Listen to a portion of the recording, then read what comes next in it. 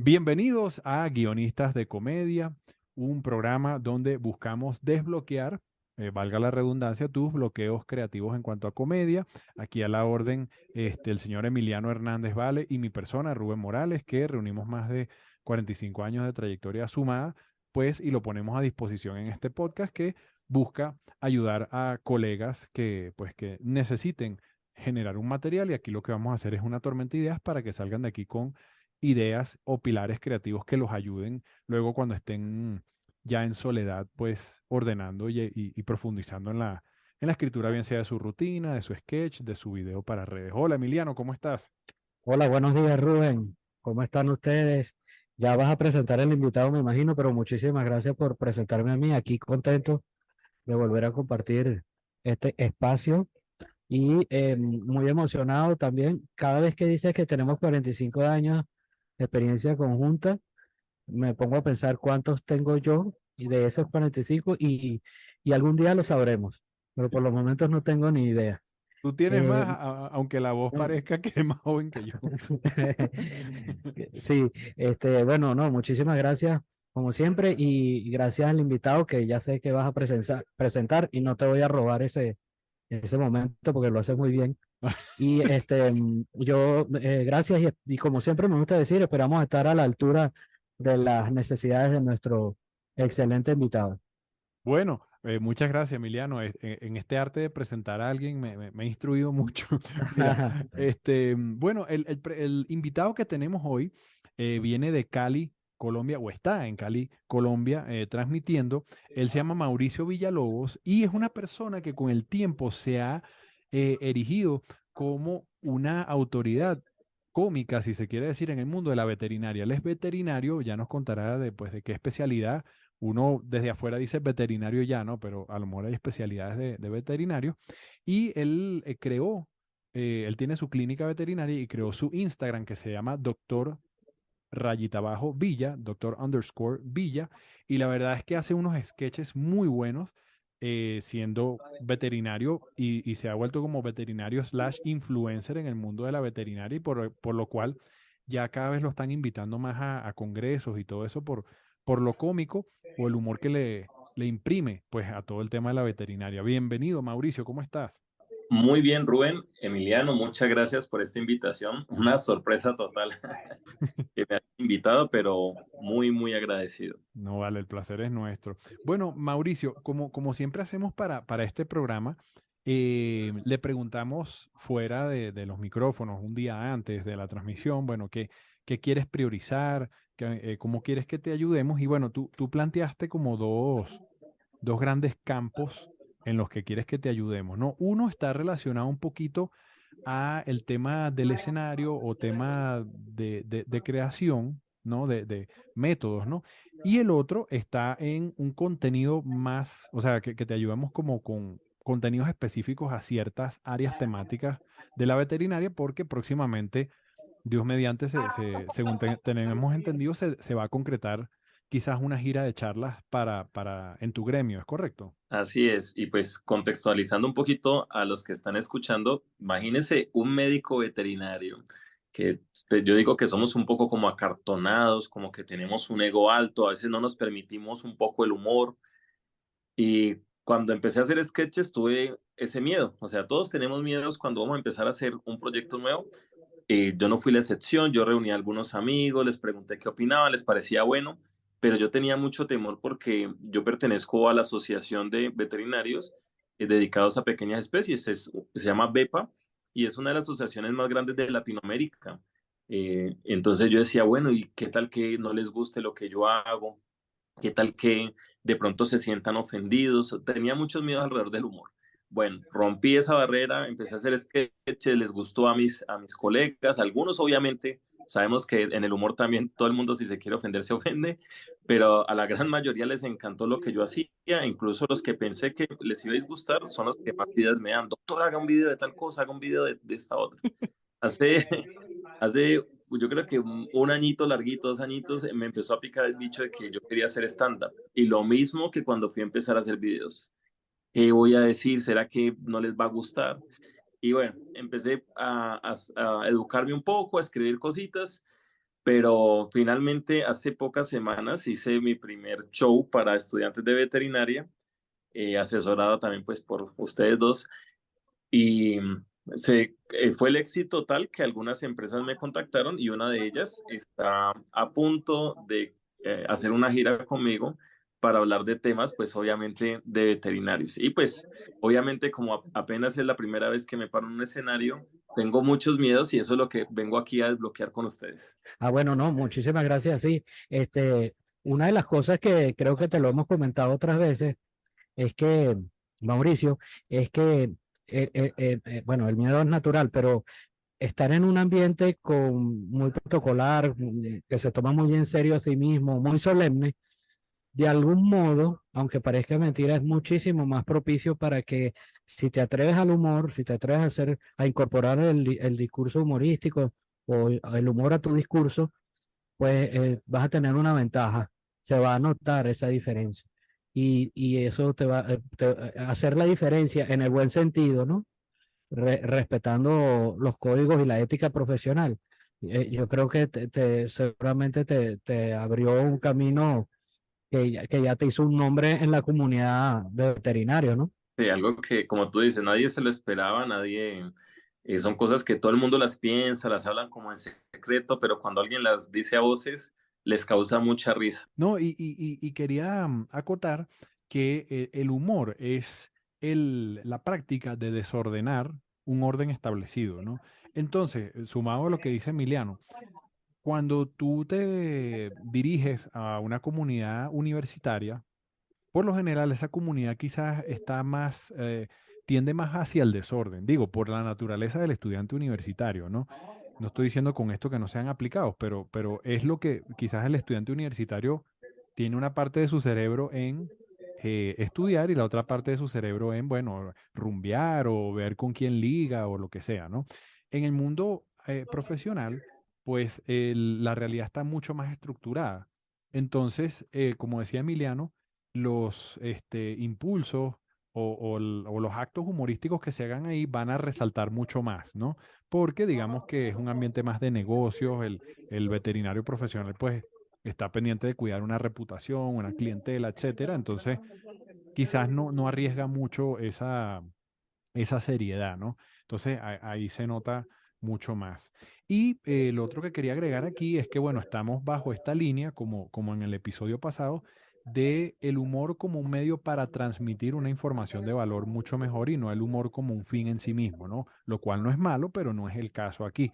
Y no sé si estás de acuerdo, Mauricio. Sí, sí, en alguna ocasión estaba escuchando una TED y alguien decía que el humor tenía, digamos, como él dijo, tienes objetivos. Bueno, uno, si el humor por divertir, me gusta, ese me gusta mucho. El humor que busca transmitir una información o denunciar algo, también me gusta y ese es el que más aplico. Y él comentaba uno que es un humor que pretende humillar, y es el que no me gusta y el que a veces no quiero caer ahí. Veo a algunos amigos que a veces nos reunimos pues con los amigos a molestar y hay un compañero que en particular veo que siempre que hace humor es tratando de darle en la cabeza a alguien y Sí. entonces entiendo que ahí es donde no hay que caer y pues no hay una línea dibujada entre cada una de ellas, pero sí, a mí me encanta transmitir con humor y es una manera de comunicar, como tú dices, poderosísima, tanto en lo profesional que en mi clínica veterinaria, como a mis colegas a través del doctor Villa. Sí, porque cuando tienes algo que decir, puedes optar por dos caminos, decirlo normal, o cuando tienes un conocimiento que transmitir, puedes transmitirlo normal, pero es muchísimo más persuasivo y cala muchísimo más profundo cuando lo haces a través del humor,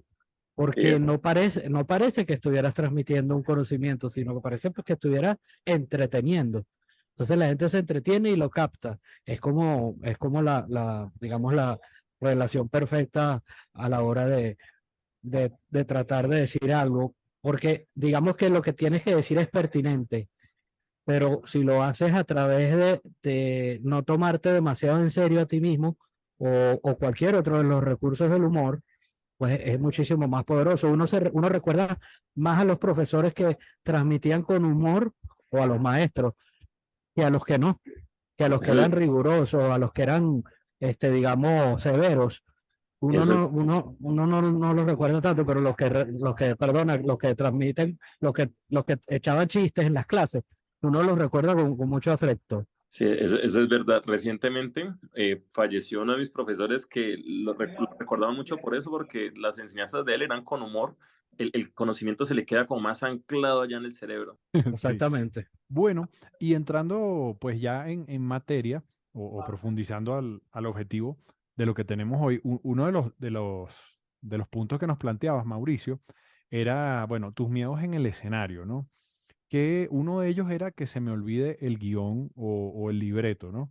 Eso es un miedo que siempre va a vivir pues quien está en escena, sobre todo al comienzo, ¿no? Porque digamos que una de las cosas que pasa con el comediante de stand-up es que termina siendo como un cantante. Es decir, si vas a ver a Luis Fonsi en concierto, Luis Fonsi seguramente va a tocar sus mejores éxitos, no se va a poner a tocar pues lo que no funcionó de su repertorio.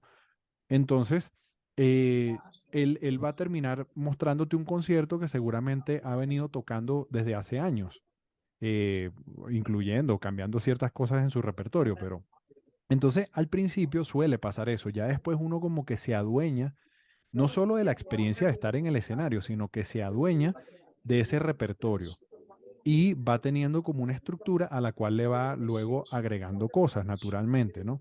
Entonces, eso por un lado, la repetición va a hacer que se te olvide menos el guión.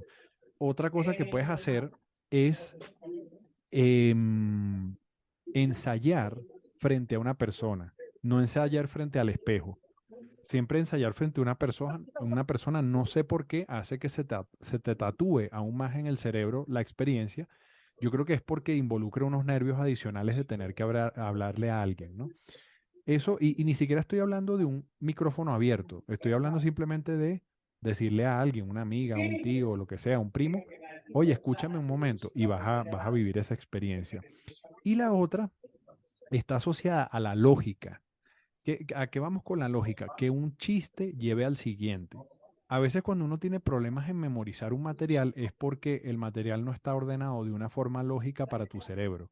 Entonces tienes que ver que un chiste lleve al siguiente y ese lleve al siguiente, de modo que no se te haga difícil recordar que viene después de cierto punto del discurso, o en este caso de la rutina, ¿no? No, que este consejo, cuando estuve escribiendo el guión para los estudiantes, esto fue ganador, porque sí, yo anclaba el final de un chiste con el comienzo de otro bloque de chistes, pero mi temor y bueno, y sí, lo que tú dices de la repetición, mi temor era que se me olvidara ese conector o que se me olvidara parte de los bloques de chistes.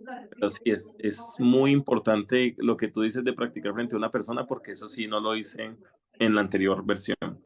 Mauricio, para hacerlo aún más informal, pudieras hacerlo sin que la persona se entere de que está siendo, vamos a decir, muy entre comillas, utilizada como audiencia. Puedes sentarte con un pana y de una manera, digamos, buscar la manera, claro, tus temas son como que muy específicos, pero buscar la manera de que puedas contar tu rutina ahí y ver cómo reacciona, porque ahí la reacción va a ser aún más natural. Eso creo que se lo escuché a Seth Rogen, el comediante y guionista norteamericano, que él probaba muchas rutinas, o a Jonah Hill, uno de los dos. Él probaba probaba las rutinas con los panas sin que ellos se dieran cuenta, con los amigos, pero ojo, llegó un momento que se empezaron a dar cuenta y ya no los podía usar. Pero eso también puede ser que te sientas con un pana, con un colega o quien tú consideres, o una amiga, lo que sea, y empiezas y hecho el loco, el descuidado, como si no quisieras la cosa, empiezas a soltar tu rutina ahí a ver qué reacciones tiene. Y también te sirve, por supuesto, para practicar la memoria. Está buenísimo, sí.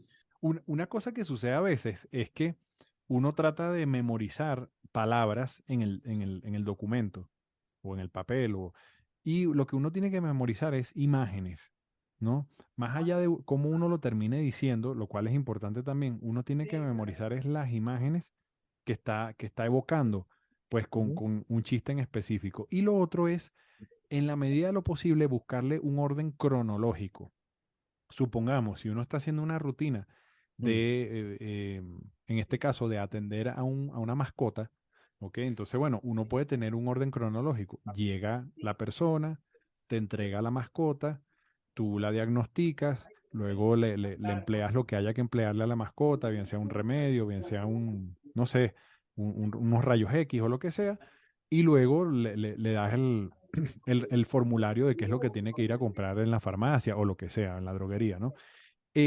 A veces, cuando no hay un orden cronológico, sino que es como, bueno, voy a hablar sobre los pitbull, ¿ok? La raza de perro pitbull. Entonces, allí uno lo que hace es una técnica que llaman el palacio de la memoria o the palace. Entonces, es asociar los distintos puntos del discurso a un espacio que uno conozca o una rutina que uno conozca. Cuando me refiero a rutina, es una rutina de vida, ¿no? Entonces, por ejemplo, uno ve el discurso y uno dice, este discurso de alguna manera a mí me recuerda cuando yo bajo a recibir un pedido de un delivery, por decir algo, ¿no? Entonces, lo primero que yo hago es ponerme las pantuflas o las chanclas, luego agarro y abro la puerta, eso me recuerda a tal chiste, luego voy al ascensor, eso me recuerda a este otro chiste, luego pulso el botón para bajar, eso me recuerda a este otro chiste, y así, uno lo va asociando como con un episodio de la vida, y eso de alguna manera hace que se fije mucho mejor en la memoria, que en el fondo es esa técnica de memorización que agarra una información nueva y relaciónala con alguna otra que ya tengas vinculada en tu memoria, ¿no? Rubén, mira que hace, hace por ahí un añito largo también estuve en un entrenamiento de la memoria porque pues yo no me considero desmemoriado, pero sí quería mejorar mi memoria. Y esto que me acabas de decir me acordó algo, sí, que lo relacionara con una parte del cuerpo o sí, como tú dices, con una rutina. No sabía que se llamaba de palas. Y una parte de mi rutina la relacioné así, y es cómo reconocer a un primíparo. Entonces yo decía, bueno, tiene un maletín grande lleno de Mm. cuadernos nuevos. Y entonces me ponía la mano en el hombro como si tuviera un maletín. Luego Mm. me llevaba la mano a la muñeca para el reloj, diciendo que los primíparos son muy puntuales, llegan a tiempo a todo. Luego abría la mano para el Mm. número 5, andan en grupos de no menos de 5 compañeros. Y luego me llevaba la mano a la cabeza diciendo que son olvidadizos y despistados. Y entonces, Mm. ese pedacito de la rutina, utilicé esta técnica de llevarlo a una parte del cuerpo, pero lo que tú dices del orden cronológico, después les enseñaré a ustedes cómo lo escribí, pero sí es desde primer semestre, luego los semestres intermedios, y ahí ya metí profesores. Finalizando los profesores, me fui con los profesores de último año y terminé último año y luego cómo nos graduamos, pero la escritura fue así por sugerencia de ustedes también, porque mi gran temor, y por eso yo creo que fue el primero que escribí allí, es que siempre es que se me vaya a olvidar algo de los gags que escribí. Sí, sin duda es como el primer miedo, ¿no? Que te quedes en blanco y no puedas decir lo que preparaste. Pero eso que decía Rubén está bien bueno. Y Rubén también decía otra cosa que era como el set list de los cantantes, ¿no? O el checklist de los Ah, pilotos de avión, que hacían sí. como que buscándole un título a cada parte. Por ejemplo, eso, los estudiantes por cierto, los primíparos son los del primer semestre, algo así. Sí, así le llaman. Es un término que se usa ya, está bien bueno.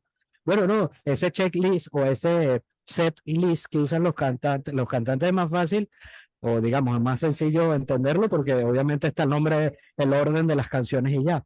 Pero en el caso de una charla o de un stand, pues eso, los primíparos, punto uno, punto dos, tener tu propio consultorio, tres, las redes. Entonces ahí vas anotando el nombre del tema, el nombre que abarca todo el tema y lo pones en una listica y es válida porque es como permitido, ¿no? Una chuleta, como le decimos aquí, una ayuda válida. La copia, Sí. sí, como le dicen aquí en Colombia. Otra cosa que, bueno, que va ligado a lo anterior, que tú nos decías, bueno, tengo miedo de que no se rían de un cierto gag o chiste en el que confiaba. Bueno, Eso eventualmente va a pasar. De hecho, las situaciones más raras es cuando uno se enfrenta a un público o uno se encuentra con un público que se ríe de partes de la rutina en las que normalmente la gente no se ríe tanto. Y de los chistes que son buenísimos, no se ríen tanto. Eso suele pasar. No es lo normal, pero a veces pasa. Pero yo creo que una de las cosas que hace que uno no caiga en crisis es primero enfocarse en lo bueno. El ser humano, no sé por qué nos tendemos a enfocar en las cosas negativas. Entonces, si es que tú pusiste un video en tus redes sociales, y que por cierto son muy buenos, vale acotar, y entonces tú recibes, no sé, 75 comentarios, de los cuales Ujú. 73 son buenos y por lo general uno se enfoca en los dos que son malos, ¿no? Entonces uno tiende a no enfocarse en la mitad del vaso que está medio llena, valga el cliché de la autoayuda, ¿no? Que tanto hemos escuchado. Entonces lo mismo pasa en la audiencia.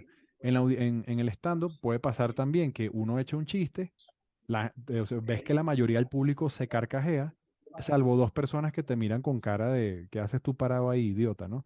Entonces uno se enfoca energéticamente en esas dos personas que te están viendo de forma cuestionándote, ¿no? De alguna forma, o que uno lo interpreta así en el escenario. Entonces, asimismo, pasa a veces con chistes. De repente tienes un repertorio de, no sé, vamos a ponerle 20 chistes, por decir algo, en el cual va a haber quizás dos que ese día no funcionen.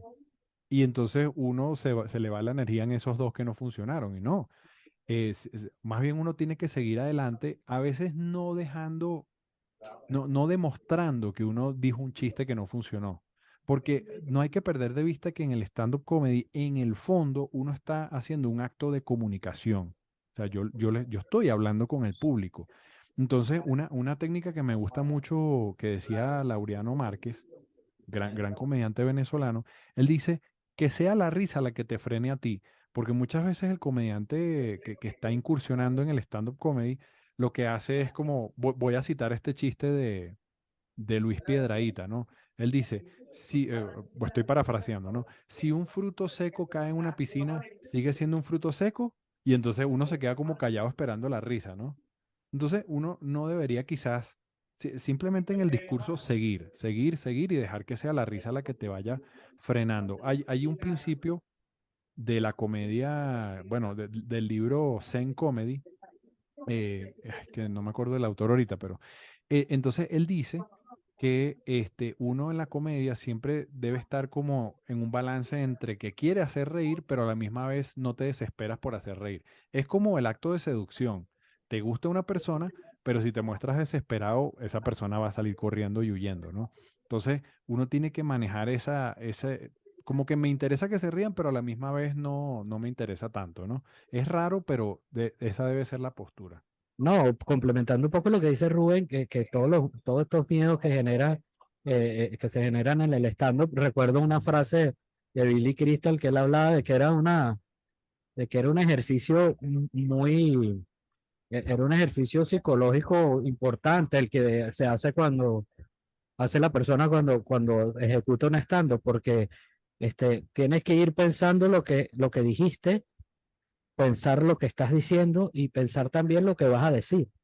Y esas tres voces de algún modo te están hablando todo el tiempo. Él decía que era una esquizofrenia total, lo de Es hacer así, es estando. así. Pues tú vas pensando y en medio de todo eso tienes que recordar tu esquema, ¿no? Entonces quizás por eso puede que haya miedo, pero al mismo tiempo él decía que es normal que sea así. Por paradójico que sea, es normal que ya tú tengas esa dinámica, esa manera de ir ejecutando y como dijo Rubén, empezando toda esta parte, pues el ejercicio y la repetición es la que sin duda van a fijar todos los temas de mejor manera. Mira que un aprendizaje que tuve entre la primera vez que me paré en la universidad y la segunda que fue en otra universidad diferente, es que por el miedo, porque eso es miedo, yo estaba hablando muy rápido, se reían a carcajadas y yo seguía Mm. hablando. O sea, yo no hice la pausa para que ellos se rieran, seguía hablando, seguía hablando. Y entonces yo dije, bueno, porque sí, pues, hubiera esperado porque sentí que ese primer show acabó muy rápido para lo que yo llevaba de material. Y Ok. entonces para el segundo sí les permitía, se reían y yo hacía la pausa, respiraba, seguía y eso de la risa, que la risa sea la que se te Ujú. detenga, sí, es un ejercicio que sirve de lado y lado, ¿no? Muy Cuando bueno. el chiste no funcionó, pues seguir, pero si el chiste funcionó, ya, déjalo ahí. Y lo que decía, a mí me pasó lo que dice Rubén, que yo hablaba de unos apodos que se ponen los estudiantes y hablé de un apodo que se habían puesto unos estudiantes míos y eso hubo una risa general porque había un estudiante que también le decían igual, le decían dizque la garra, ¿no? Entonces, porque era flaco. Ja. Y, y después engordó, entonces ya no le decían la garra, sino que le decían chicharrón. Aquí dicen garra también, ¿cierto? Un tipo de chicharrón que le echan a los frijoles, por eso dicen frijoles con garra. Y entonces estos se rieron de eso, pero como si fuera el mejor chiste y yo no lo, o sea, fue algo que yo mencionaba siempre, pero no con la intención de hacerlo reír. Sí, porque hay una cosa bueno, que yo aprendí de Emilio Lovera, que él dice, el público es el que realmente te va a decir que es cómico. O sea, tú puedes consultar, o sea, podemos invitar aquí a Jerry Seinfeld, a Suso, no sé, al Mm. comediante que uno más admire o que uno encuentre como más diestro, ¿no? Profesionalmente hablando. Y sí, va a dar un muy buenos consejos, pero nada realmente te va a decir que es bueno hasta tanto no experimentes esa interacción con la audiencia, ¿no? La audiencia te va a decir qué es cómico, qué no es cómico, cómo frasear mejor un chiste, producto de la interacción con ellos, y te va a decir también que había puntos en tu discurso que tú no considerabas que eran el remate o el chiste o el momento de la risa, y resulta que ahí estaba, como este ejemplo que estás dando, ¿no? Entonces, eso es algo a lo que uno tiene que estar muy abierto. A veces he visto comediantes que se están presentando en un bar, por ejemplo, y dicen, pero ¿por qué se ríen ahí si ese no era el chiste? Y es un Sí, error. O sea, ese era el chiste. Lo que pasa es que uno tiene que tomar conciencia de ello y volver luego al guión y corregir eso y decir, ah, mira, este es el remate, este es el momento cómico, ¿no? Entonces ya tenerlo así, porque uno termina siendo como una foca o un delfín de un acuario, ¿no? Que uno va aprendiendo por estímulos positivos. Y en este caso el estímulo positivo es la risa. Si uno sigue diciendo algo de lo cual no se ríen, pues uno ya dice, ah, bueno, eso no es chistoso. Ya sé que eso no es una risa, pero si dices algo, se ríen y te felicitan, tú dices, ah, no, voy a seguir diciendo eso, ¿no? perfecto. Por eso siempre hemos dicho que este oficio nunca tienes la verdad hasta que no lo pruebes. Y dejarlo que se defienda solo. Eso que dice el cliché que hay que hacer con los hijos, dejar que el chiste se defienda solo. Si lo tratas de explicar o le tratas de decir a la gente, mire, ¿por qué no se rieron aquí? Estás, estás acabado.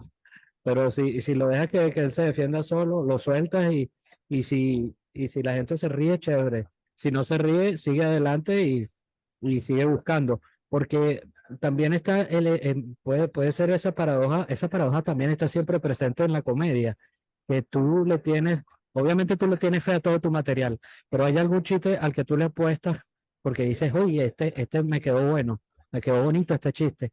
Y cuando lo pruebas o lo escribes y lo leen, pues no funciona para nada. Y uno que pusiste ahí casi que al final se te ocurrió y de repente es el chiste con el que se viene abajo la sala o el chiste con el que se ríen los actores o los que estén interpretando tu guion y es algo absolutamente no es exacto, nunca lo será y por eso es tan atractiva esta profesión y nos gusta tanto.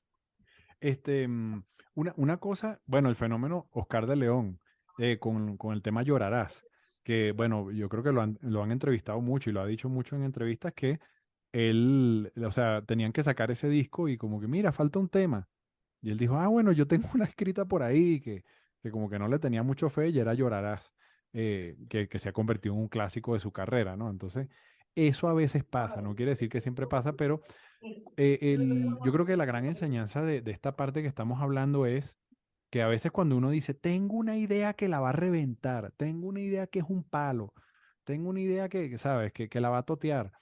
Muchas veces esa idea no necesariamente la va a totear. A veces Ujú. sí, a veces no. Entonces uno no tiene que creerse tanto el cuento, sino bueno, tengo una emoción, presento la idea y veo qué tal le va. Pero pensar que uno tiene la razón absoluta, sobre cómo va a reaccionar el público, uno en realidad no lo sabe, ¿no?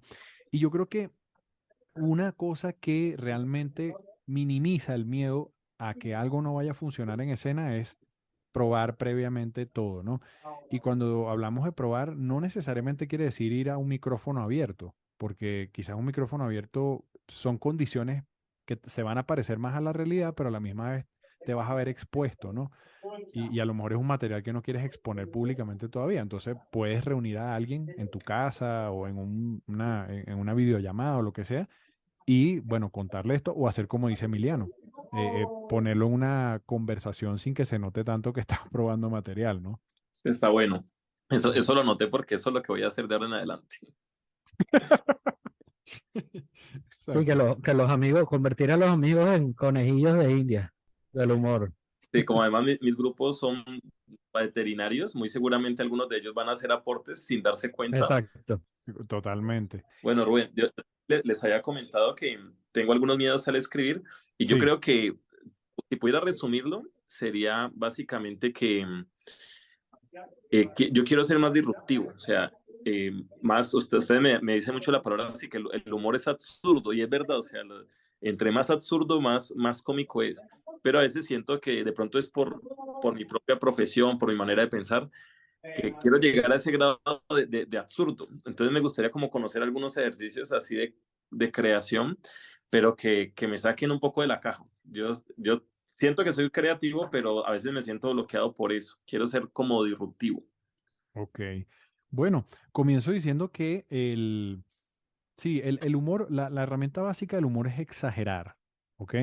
O sea, tomar toda situación o toda cosa y exagerarla, ¿no? Por ejemplo, ¿qué pasaría si un pincher fuese gigante, ¿no? O fuese del tamaño de un San Bernardo, o no sé. Ya por ahí tenemos algo que pudiese llevar a la comicidad, no lo sabemos. También todo depende de si te hace clic a ti la idea, ¿no? Pero exagerar. Entonces, la realidad es como un caucho o como una liga, como decimos en Venezuela, caucho o liga son sinónimos, que uno la estira, más no la rompe. Y otra cosa que uno debe tener en cuenta en la comedia es que las medias tintas, por lo general, no funcionan, los grises. Entonces, en la comedia funciona más blanco o negro, gordo o flaco, alto o bajo, ¿no? Malo o bueno. Pero cuando hay medias tintas, por lo general no terminan de hacer que un chiste o una situación cómica tenga efecto, ¿no? Eso para empezar. Por otro lado, el humor es el arte de unir dos cosas que parecieran no tener relación. Entonces, no sé, por ejemplo, si un pitbull fuese una persona, ahí estamos uniendo o haciendo el ejercicio de ficción de unir dos cosas que parecieran no tener relación. Entonces, muchas veces el simplemente hacer ejercicios de opuestos, ¿no?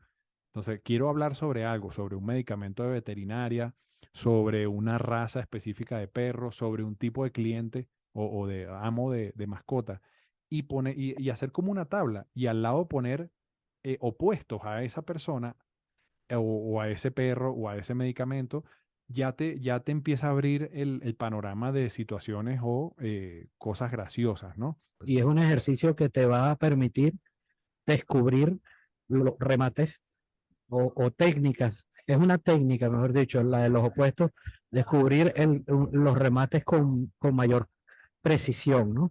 Es decir, los opuestos, las cosas buenas, plantearlas como malas, las cosas malas, plantearlas como buenas. Y genera mucha sorpresa, porque tú dices, ayer fui al odontólogo, fue el mejor día de mi vida. Entonces, no estoy diciendo que esto sea un chiste, sino que simplemente cuando tú mencionas el odontólogo, tú dices, bueno, tú sabes que es una cosa mala, pero si tú le das un giro, lo que te digo, una cosa que en principio suena, digamos que en la preparación del chiste, lo que se llama el setup o en la introducción de esa primera parte del chiste que precede el remate, lo que tú sugieres ahí es algo bueno, pues por lo general es bueno que el remate vaya a como si se tratara de algo malo o responda a como si se tratara de algo malo y viceversa. Y cuando estás hablando en el setup, en el servicio de una cosa que es muy mala, el remate tiene que ir por el lado de como si fuera muy buena. Es uno de los tantos recursos. la sorpresa, los opuestos, los contrarios, todos son recursos que te ayudan a afinar el remate, pero este es uno de los mejores, digo, de los más efectivos, porque sencillamente tú preparas, porque ayuda muchísimo a la sorpresa, y el humor juega mucho con la sorpresa, y los remates son buenos en la medida en que te sorprenden, porque es lo que genera la risa. Entonces, piensa siempre, hasta el ejercicio de los opuestos, el ejercicio de los opuestos, como ese famoso chiste. Mi mujer se fue con mi mejor amigo. Eso es un setup. Entonces, ¿qué puede ser el remate? La odio, le tengo rabia, el remate tradicional. Pero el remate del chiste es, pobrecito, mi amigo. Entonces tú tienes allí una sorpresa que te genera porque te vas al lado opuesto. En vez de criticar a tu mujer, te preocupas por la amistad de tu amigo. Entonces, eso te ayuda de algún modo. ¿Qué es lo opuesto aquí? ¿Qué es todo qué sería lo contrario? Si nadar 10 kilómetros es bueno para la salud, ¿cómo puede ser chistoso diciendo que es malo? Súper estos consejos y así como reúno a mis amigos, los voy a reunir para eso, también voy a plantear situaciones absurdas para sacar todo este contenido, y porque claro, los opuestos generan esa risa así que no se esperaban ellos. Y estos son técnicas, ¿no? Estas son técnicas, estas no son recetas infalibles, simples técnicas que puedes poner en práctica a ver cómo te vienen. Voy a usar un chiste que usamos en el taller Aprendo Sketch, al que cordialmente Rubén me invitó a participar. Eh, que el chiste decía, a mi novia le dicen Afrodita porque tiene un afro muy grande. Palabras más, palabras menos era el chiste. Pero no remataba exactamente así. El chiste remata cuando a mi novia le dicen Afrodita porque tiene mucho afro. Esa creo que es la mejor manera de que funcione, sin que te digo que sea una ley infalible. ¿Por qué? Porque la palabra afro es quizá la palabra más cómica del remate. Entonces, procurar construir esa frase dejando la palabra cómica al final. Porque si tú dices, a mi novia le dicen Afrodita porque tiene un afro muy grande, es gracioso.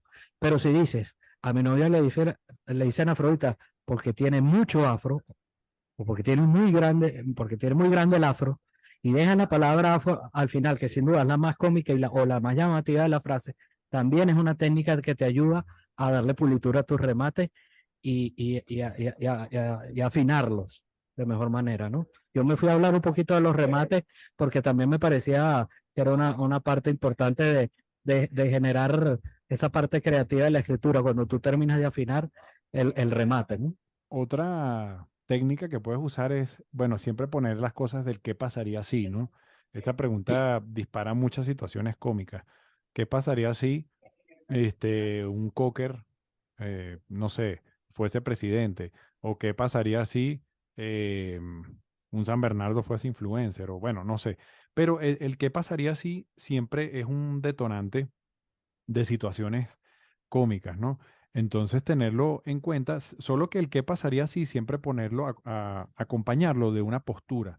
No es solo el qué pasaría si, no, sino yo, Mauricio Villa, creo que los Cocker deberían ser presidente.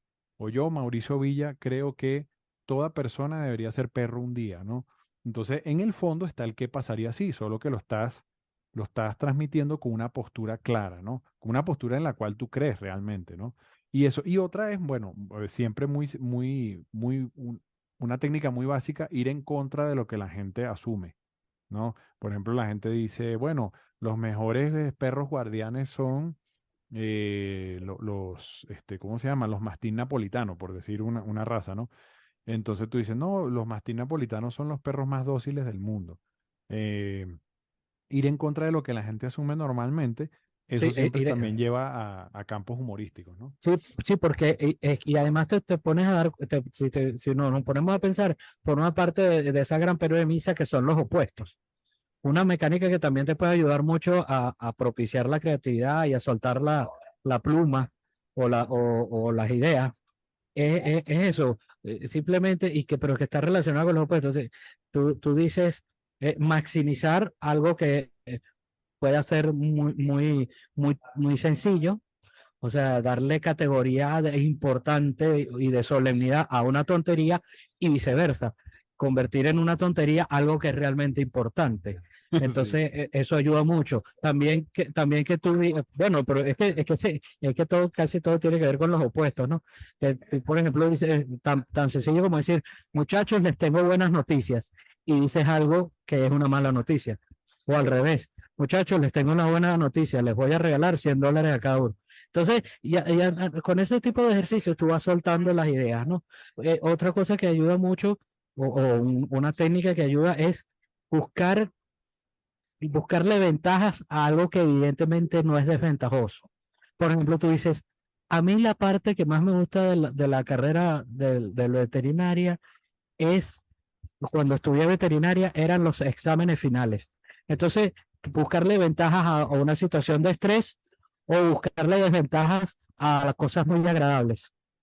Eso también son mecanismos que pueden ir ayudándote a soltar las ideas, ¿no? Buenísimo, sí, señores. Y bueno, hablabas de otro temor que tenías para la hora de construir rutinas, que era que el hilo conductor no fuese adecuado. Bueno, el hilo conductor, en realidad, uno a veces, para el humor, no sirve plantearlo previamente, sino lo que sirve es que tú, esto lo aconseja Judd Apatow, que bueno, gran director y guionista de comedia, que él dice, simplemente cuando vayas a escribir una película, una historia, una rutina, simplemente pon las situaciones cómicas que se te vengan, ¿no? Él recomienda ponerlas como por fichas bibliográficas. Entonces anotas una, luego anotas otra, luego anotas otra, y bueno, ¿y qué tal si el señor tiene algo con su suegra?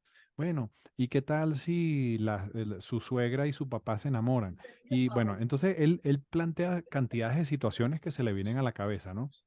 Luego, semanas más adelante, él reúne todas las situaciones y empieza como a armar el rompecabezas. Él dice, ok, bueno, vamos a ver qué situaciones encajan con otras, qué orden le puedo dar a estas situaciones. Y ahí es que viene el hilo conductor. Entonces, a diferencia de la narrativa tradicional, en el humor, uno tiene que priorizar lo cómico. Entonces tiene que buscar situaciones cómicas y luego ver cómo se concatenan una con la otra, ¿no?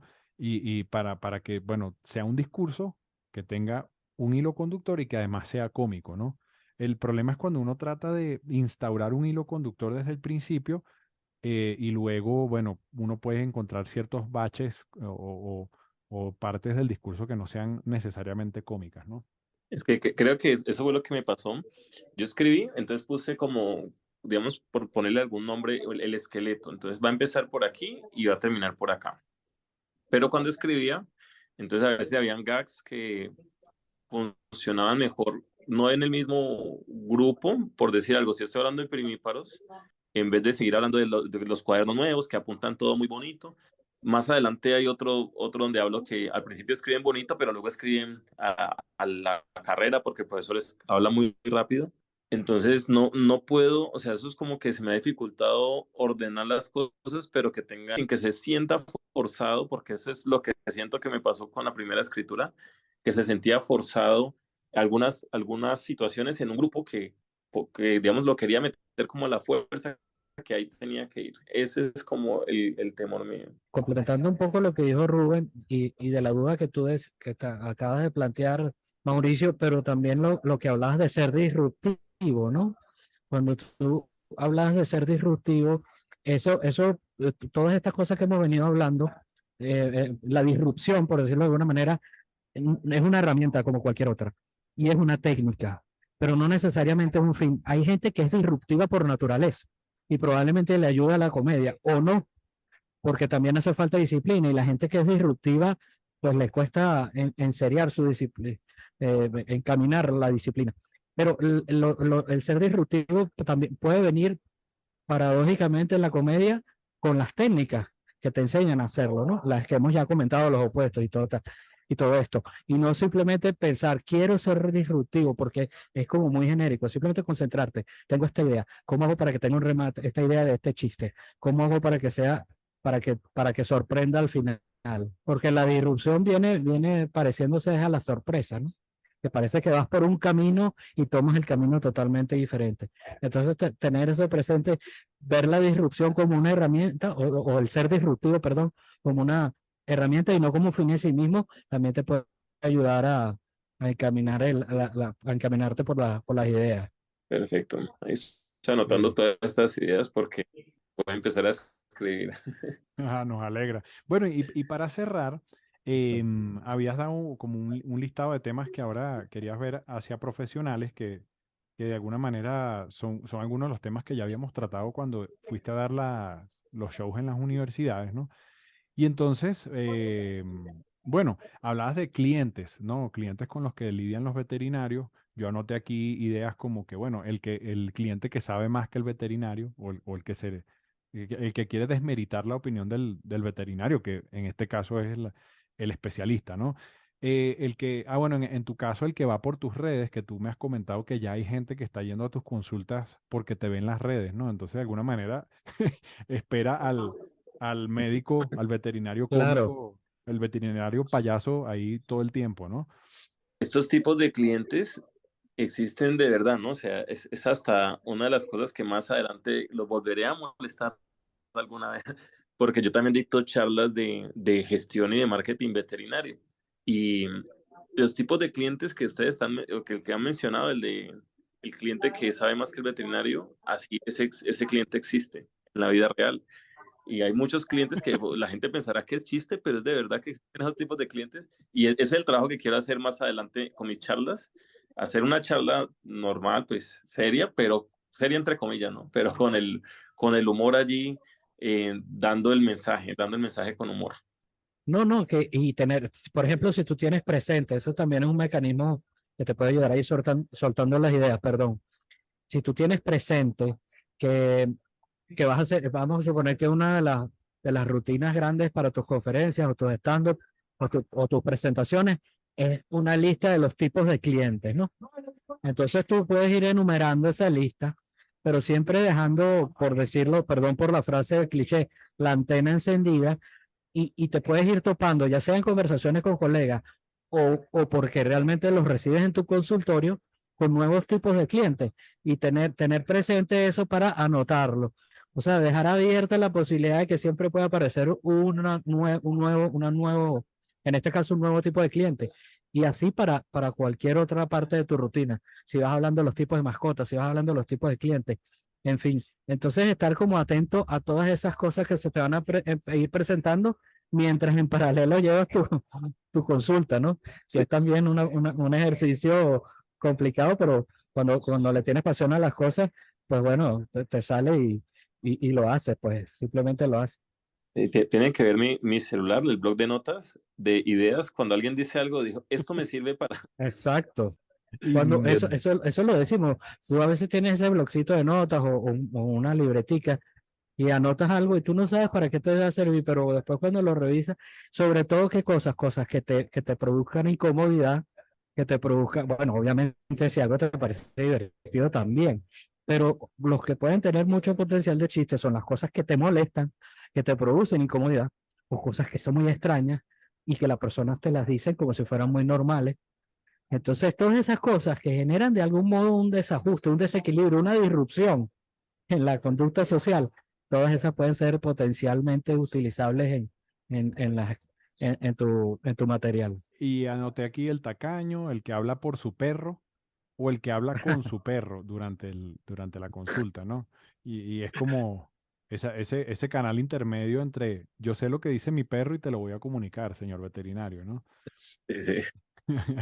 Bueno, hablamos también en su momento, cuando hablo en su momento fue porque hemos tenido reuniones previas con Mauricio, lo que diría un perro, hemos hablado mucho de, bueno, de toda esta postura de los dog lovers, que los visten, que les ponen zapatos, que, entonces, bueno, ¿qué diría el perro? O sea, humanizar al perro puede ser una herramienta, muy valiosa, pensar, o sea, o que tú por algún momento en tu stand-up o en un video de tus redes, bueno, ¿qué dice el perro de todas estas cosas que le ponen? ¿Al perro le gusta, realmente le gusta o no le gusta? ¿O va en contra de su naturaleza, ¿no? A lo mejor ya tienen formas naturales de regular el calor, por ejemplo, entonces, o el frío, ¿no? Bueno, Y las leyes de Murphy, ¿ok? Me tomé aquí la tarea de buscar en Google leyes de Murphy sobre veterinario. Y cuando digo Google, que puede también ser ChatGPT o lo que sea, cualquier herramienta de inteligencia artificial, siempre me gusta resaltar que son puntos de arranque, ¿no? Puntos de iniciación para un proceso creativo. No, cuando digo Google no es que, mira, cópiate estos chistes, ¿no? Pero entonces los voy a decir aquí, leyes de Murphy en la veterinaria, ¿no? Entonces las leyes de Murphy básicamente es que todo lo que puede salir mal, va a salir mal, ¿no? Entonces, aquí dice, por ejemplo, un piso limpio estimula los esfínteres de las mascotas, ¿no? También tú puedes decir, bueno, esto lo tomé de Google y lo voy a mostrar, pero que claramente no lo pongas como una creación tuya. Sí, sí. Cuando cualquiera lo puede googlear y encontrarlo. Su cachorro aprenderá a orinar en el lugar indicado solo cuando su alfombrado esté completamente arruinado. O sea, es decir, después de que orinó 1000 veces, es que va a aprender a orinar en Sí, el sí, sí. sitio que es, ¿no? Las mascotas de la gente mediocre tienen pulgas. Las mascotas de la gente de clase tienen alergia. Em, si decide ir al veterinario en el horario en que habitualmente está más desocupado el veterinario, todas las demás personas habrán pensado lo mismo que usted, pero antes que usted. Em, la probabilidad de que su mascota coma el alimento balanceado es inversamente proporcional al costo del alimento. Yo sí, eso es verdad. Los pelos o las plumas que se desprenden de su mascota tienden a multiplicarse en forma exponencial. Bueno, eso es un tema, ¿no? La gente que sale a la calle y en el buzo, como se le dice en Colombia al suéter, tú les ves cantidades de pelos de mascota, ¿no? Perdón, yo que tengo un golden, siempre me tengo que calar el chistecito de que, sácate a pasear el perro, porque sí, a veces sin darme cuenta se te pegan y quedas como con una biela ahí. No, no, voy con otra. Para su mascota, absolutamente todo es masticable. Em, la probabilidad de que su mascota rompa un objeto es directamente proporcional al costo de dicho objeto. Hmm. Bueno, yo igual te las paso luego, ¿no, Mauricio? Por WhatsApp. Esmerarse en limpiar el piso incrementa la probabilidad de que los excrementos sean poco consistentes. O bueno, dicho en otras palabras, diarreicos, ¿no? Sí, Em, sí. todo lo que su animalito sabe hacer solo podrá relatarlo, porque jamás lo hará en presencia de extraños. Ah, Hmm. bueno, esto es el caso de El la rana síndrome. Michigan, ¿no? De Warner Exacto. Brothers. Sí. O el carro que cuando tiene una falla y uno lo lleva al taller y el mecánico justamente en ese momento, no, el carro no hace la falla, ¿no?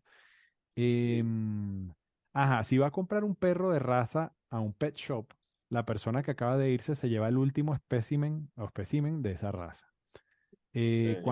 Cuanto más molestias y dinero invierte en conseguir un juguete para su mascota, menos lo usará. Ah, bueno, el principio de que a los niñitos se divierte más con el papel de regalo que con el regalo, ¿no? Su mascota Sí. solo necesitará un veterinario de urgencia cuando usted no tenga dinero. Los veterinarios de urgencia de su barrio no aceptan cheques ni tarjetas de crédito. Limpiar el piso y bañar a su mascota son condiciones indispensables para que ella defeque y pise sus excrementos. Y por último, un perro con las patas secas y limpias jamás saluda a un invitado bien vestido. Está Ay. buenísimo. Entonces, bueno, y también sirve como ejemplo para los Sí. opuestos, ¿no? Mira, no, tenía, pensando aquí, escuchando lo de Rubén, la ley de Murphy, pero también lo de los tipos de clientes, porque de- que tiene un veterinario, pensando en cosas que yo hago, es no sé si pudiera ser una categoría de un cliente, pero, o si lo has tenido así, que es el cliente que se preocupa mucho por quedar bien con el veterinario, que no atiende muy bien a su perro. O sea, mira, yo lo baño todos los días, o no sé si englobarlo en un cliente que habla mucho, porque hay clientes que hablan mucho, que está todo el tiempo hablando y no dejan que como que el médico trabaje. Bueno, porque tú sabes que la otra vez que yo le afeité, pues tú sabes que yo le estaba revisando las orejas y el médico, bueno, pero déjame trabajar. Sí, sí, sí. No sé si es el que habla mucho o si hay una subcategoría que es el que habla mucho y quiere quedar demasiado bien, como que él es el gran cuidador de animales del mundo, ¿no? Eso, no sé si son dos separados o entrarían en la misma categoría. De pronto se pueden juntar, pero sí, hay uno que quiere quedar bien y es pura mentira. O sea, el perro Exacto. decía, sí. Exacto, Bueno, exacto. el principio de que el cuerpo habla más que las palabras, que se refiere pues a la comunicación no verbal, aquí podría ser eso, el perro habla más que tú. O sea, o es como este principio de la antropología o de la sociología que dice que, bueno, tú quieres saber cómo es alguien, revisa su basura, porque en la basura Ajá. realmente vas a ver todo lo que es verdad y no lo que la persona te dice, ¿no? Lo puedes cuantificar. ¿Cuántas cervezas te tomas tú a la semana? No, yo me tomo 2 y en la basurera Y hay 8. tiene 20. Sí, correcto. Exacto. No, no sé si hay un cliente, yo lo tengo aquí anotado, porque a mí me ha pasado cuando nosotros tenemos un vecino veterinario, pues cada vez que hay alguna situación, pues lo llamamos. Una de las cosas es que yo quiero la solución inmediata. Es decir, como el cliente apurado, ¿Qué le no sé doy? si pudiera ser. ¿Qué le doy? Y te llama, pero déjame revisarlo. No, no, pero yo te explico. Mira, tiene la oreja, ¿qué le doy? ¿Qué le sirve? Y entonces, bueno, tú ves que el veterinario te da como opciones y tú crees que es la primera opción. No, a lo mejor te está dando, es como el cliente apurado, pudiera ser, ¿no? No sé si es una constante en tu consultorio, pero como que llega y ya quiere que le digas qué tiene, qué se va a tomar y cuándo se va a curar. Yo digo, oye, tengo que revisarlo primero, pero por Sí, sí, favor. sí, existe. El cliente apurado, aquí le decimos el atorado en Venezuela. Bueno, Ujú. Mauricio, así llegamos al final pues de otra emisión de Guionistas de Comedia, para lo cual he debido decir esto al principio, pero bueno, ya será cuestión de irnos acostumbrando a que por favor se suscriban, compartan esto y si quieren saber más de nuestros servicios, @contenidos de comedia es nuestra cuenta en Instagram o Reuben Morales Contenidos Comedia @gmail.com. Muchísimas gracias, Mauricio, por habernos acompañado en esta emisión de hoy. No, gracias a ustedes por haberme invitado. Y para las personas que están escuchando y que de pronto necesitan una ayuda, créanme que los servicios sí valen la pena. O sea, a mí me han desbloqueado, hoy en esta sesión, me han desbloqueado varias cositas que tenía, pero yo creo que si no hubiera conversado con ustedes antes de haber lanzado el otro producto, no hubiera salido tan bien. Entonces los invito a seguir contenidos de comedia que además dan una información de valor tremenda para los que estamos buscando comunicar con humor. Y Emiliano, nuevamente, qué bueno escucharte junto con Rubén. Gracias, Y hermano. Está bien, bueno, será hasta una próxima emisión. Muchísimas gracias, Emiliano. Muchísimas gracias, Mauricio. Y bueno, nos Gracias a vemos. ustedes.